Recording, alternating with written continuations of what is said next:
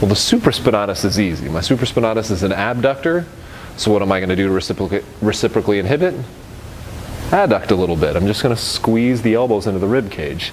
As far as my posterior delt does extension, so to reciprocally inhibit, I'm going to do a little bit of flexion. So if he, rather than gets back here, hugging back on the side of his rib cage, goes to the front of his rib cage and just hugs the front, kind of like where this little angle is right here, where the little corner of your ribs stick out. If he keeps his elbows touching there, we should be good for reciprocally inhibiting his supraspinatus and posterior delt.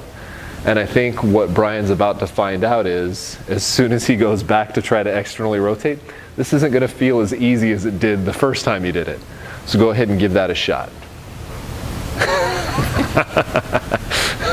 Deep breath. A little harder? Yeah. Yeah, you guys will find that like people can do all sorts of weight when they bring their arms back because they're using those big posterior delts to try to get a lot of force in external rotation. And then all of a sudden you reciprocally inhibit those overactive synergists and they don't have nearly as much strength as they used to. And generally speaking, they'll start feeling it where they're supposed to. Remember, your infraspinatus and teres minor are kind of on the back of your scapula here. And I can actually feel, palpating here, his infraspinatus, I can feel it just go whoop and puff up. That's the exact sound it makes. Yeah, it does. It actually makes that sound. He's going to have jacked infraspinatus. Now we're going to even take this up another notch.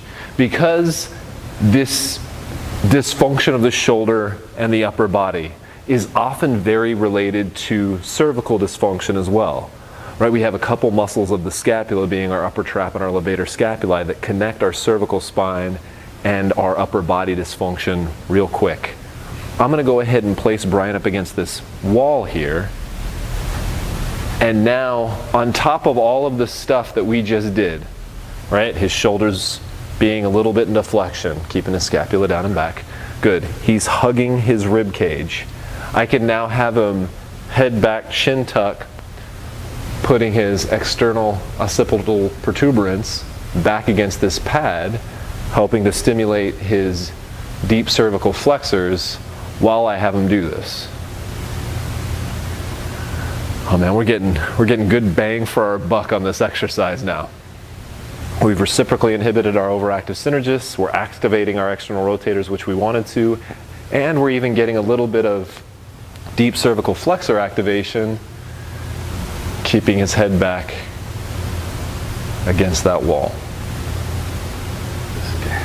Is it getting hard? Because you've only done like 25 reps so far. Guys, generally we'd only do 12 to 20 reps. Now the last thing Brian is going to show you.